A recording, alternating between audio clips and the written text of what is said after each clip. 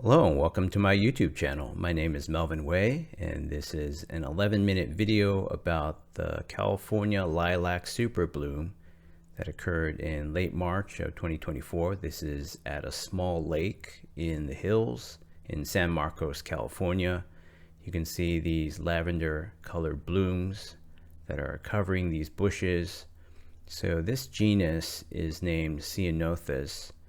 There are about 50 species or so, 40 of which are native to California, and there's often great difficulty in differentiating between the various species of this genus due to the dearth of information and also hybridization that occurs naturally in the wild. So this is what the foliage looks like. Some plants are in full bloom like this, others not so much, a little bit more sparse. So you can tell which ones are getting the right combination of nutrients and water. So it's said that this doesn't appreciate summertime watering. It's very adapted to this Mediterranean climate where it hardly rains at all, and it's hot and dry in the summer, but there's a rainy, wet season during the winter. I've gone hiking many times around this area in the hills of San Marcos, California over the last 10 to 15 years. I made a video about the Ramona lilac bloom in 2013, also in San Marcos, a name I got from a sign I saw on a hiking trail in Escondido back then in front of a species that looks exactly like this. However, most people are calling this California lilac as a generalized name in YouTube videos about this year's superbloom. This superbloom is much more subtle than the also rare California poppy superblooms. It appears as faint clouds of lavender at a distance because the petals are tiny and not glossy. I was not on the lookout for California lilac blooms every year since the 2013 superbloom, but it definitely does not happen every year and does not overlap with California poppy superblooms. Rainwater slowly percolates through the rock in these hills during the winter rainy season and gathers in lakes like this over time. Water can be seen seeping out of rocky outcroppings around this area, which provides habitats for tiny ferns to grow in spots, a totally unexpected sight in a normally hot and dry place like San Marcos. All of the shrubs around this lake receive abundant water underground compared to many of the drier hills that are higher up. So the Ceanothus blooms are much more vibrant around this lake than on your typical dry hills and mountainsides. If you compare the footage in this video compared to what I produced in 2013, you'll notice the differences. It's like night and day. No longer is it 1080p, it's 4K resolution, it's 60 frames per second instead of 30, although I filmed in 120 frames per second with my top-of-the-line cell phone that I just got a few months ago. So the video quality is vastly improved, but what you see on here, it's still a little bit chunky, grainy on a large PC monitor, for instance, like a 32-inch monitor. But when you squeeze it onto a cell phone screen, like my cell phone, it has a 4K display in, I think it's 120 or 144 frames per second. That just looks stunning because the pixels per inch or pixels per centimeter, however you want to describe it, is that much more dense. So you can see for a bit of detail here, you can see people walking in the background. You can see people walking on that staircase to and from the lake.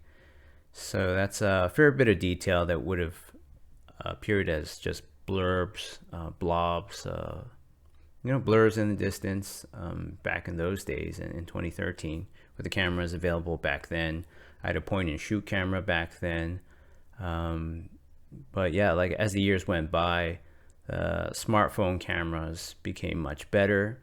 So I just started using my smartphone to film, and it's been many generations of phones since. So the technology keeps getting better and better. So one time an optometrist assistant said I have 20/10 vision. I do wear contact lenses, but so yeah, like I wouldn't be able to see anything if I didn't have them in, at least not at a distance. But my near vision is excellent, and if I put them in, I can read very fine print at arm's length in the optometrist's office. So I have a very acute vision. Everyone's vision is different.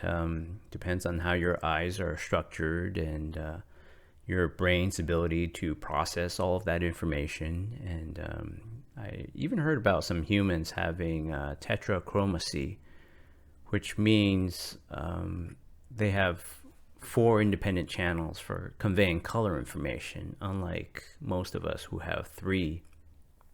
So I've heard of butterflies having, like 4 or 5 different colors, color detectors, rods and cones and whatnot in their eyes. So yeah, there are different animals with different color vision, and we can only imagine what a butterfly's vision is like, or let's say a dragonfly, or a bird of prey. They have really great vision.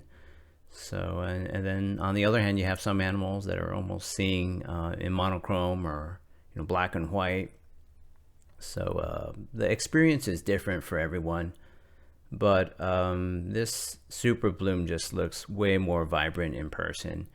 And for that same reason, the California poppy super blooms are truly a sight to behold, and all the general California wildflower super blooms are best viewed in person. You really can't capture the full experience in a video like this, although I will say this video quality, if you scrunch it up on a tiny smartphone screen, it does appear pretty good compared to what was available in years past. So you can see this entire lakeside is flanked by California lilac bushes that carry these faint lavender blooms. They're sparse, but the flowers are in the thousands or even millions per large bush or shrub. You can see tufts of it everywhere, especially on that hill in the distance over there. All of those slopes are more or less north-facing slopes, and the significance of that is there's less sunlight hitting it, less evaporation. They get a little bit of morning sun and that's it. So it's actually to their advantage because the soil experiences less evaporation because of it. The plants experience less transpiration, so they can grow better, and hence you see that the blooms are more lush. But it's a bit of a paradox too, because in places, in spots on hills and mountainsides where the sun often doesn't strike for most of the afternoon, the blooms are more vibrant, but you don't get to see them in full sun, which is a bit of a disappointment. But yeah, in the areas where it's really sunny and you get really good viewing, you're not going to get that many blooms. So it's a bit of a paradox. It's a sad paradox, but that's just the way that nature works. And the same goes for California poppy super blooms, etc. So I'm growing some California poppies currently, and just appreciating those blooms as they come one by one up close every day in my front yard. And I'm under the impression that California lilac super blooms last for a lot longer. This seems like a very hardy plant. The California poppy is sort of this little native plant that's very fragile. It doesn't tolerate transplants, and it can't be moved or damaged at all. And then you have the park rangers, various environmental authorities saying tons of people trampling on the habitat of California poppies compacts the soil and prevents blooms in future years. So it's a very, very beautiful flower, but it's not anywhere as near as hardy as California lilac here. So this is a different type of super bloom, and it has its own remarkable beauty, and it should definitely be viewed in person. So I don't know for how many more weeks this is going to run, but this little lake, South Park Lake in San Marcos, California, it's very serene of an environment. actually, sorry, it's South Lake Park, not to be confused with satirical cartoon. So yeah, I had never been to this lake before, and it's a great neighborhood. I don't think there's a lot of parking capacity, but there's plenty of spots by the street. So I don't know how long this super bloom is going to last. I assume maybe a week or two more, maybe throughout the rest of April, but that might be pushing it. I do know that this California lilac might have a longer super bloom season than the California poppy, that's for sure. California poppy super blooms last for about 2 to 3 weeks. And in that last week, it really looks different. You're on the tail end, most of the flowers are withering, etc. So I think this will last a lot longer. So please subscribe to my YouTube channel.